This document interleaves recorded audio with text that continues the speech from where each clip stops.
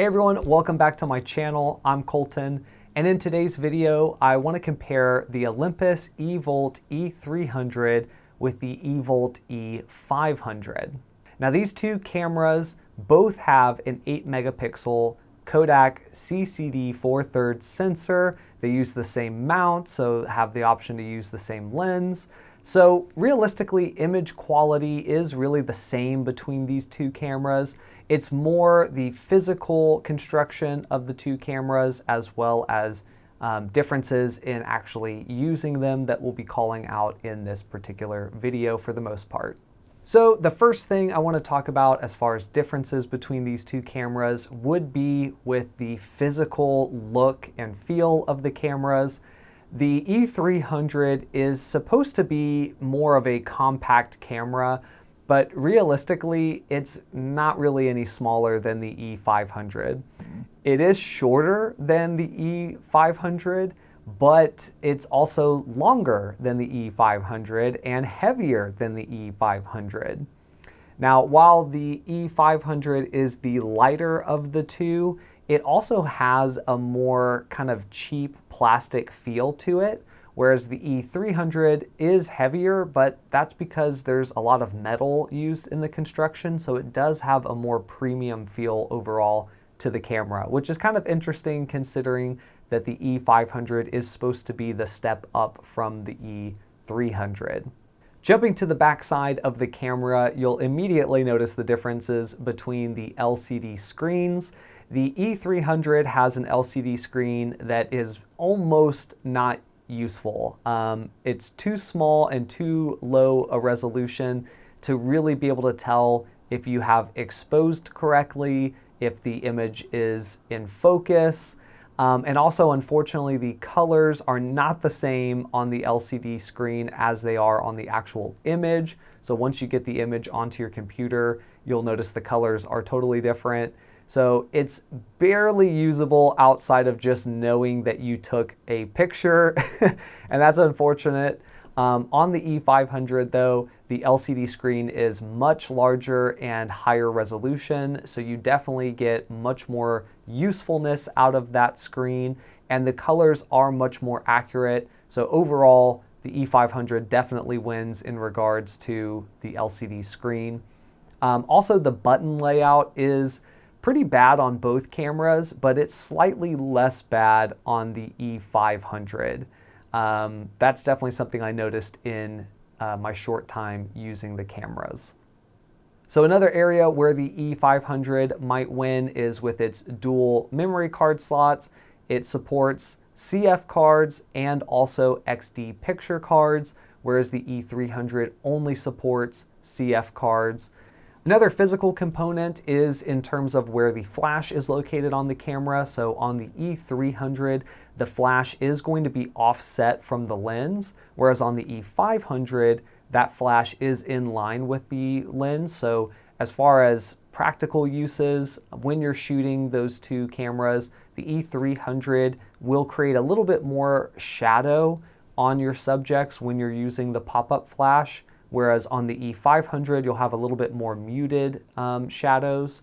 Of course, that's just related to the on-camera flash. If you use any off-camera flashes, then of course you'll have a more similar experience between the two. Power of the flash seemed to be pretty much the same between both of them, so I didn't notice any differences in regards to that. One other thing worth noting is that the E300 uses a pentamirror for the viewfinder, and that means that the mirror actually flips sideways, whereas on the E500 it uses a pentaprism mirror for the viewfinder, so that means that the mirror flips up and down like on more modern DSLR cameras. Supposedly a pentaprism like the E500 is supposed to be brighter. In practical shooting, I didn't really notice any difference between either of the viewfinders, so for me, it just wasn't much of a difference. Jumping over to the software side of things, the E500 does have more total software features. That's, things in the menu that you can adjust and change up how the camera shoots, or maybe make it a little easier to shoot specific things.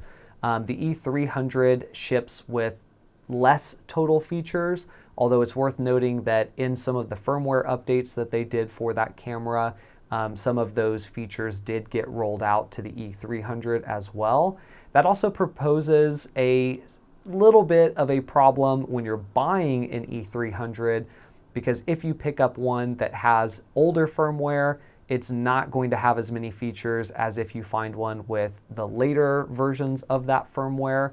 And it can be very hard to know which firmware the camera has when you're buying it online or when it doesn't initially power up. So, you know, that could be hit or miss there. With the E500, you'll get more total features right out the gate. So that could be the way to go if you know for sure you want certain features. One such example would be with anti-shake, which is kind of a weird version of mirror lockup, where you set a sort of timed delay where the mirror will flip up or flip sideways in the E300's case, and then it'll wait a certain amount of time, somewhere between 1 and 10 seconds, before it will then release the shutter.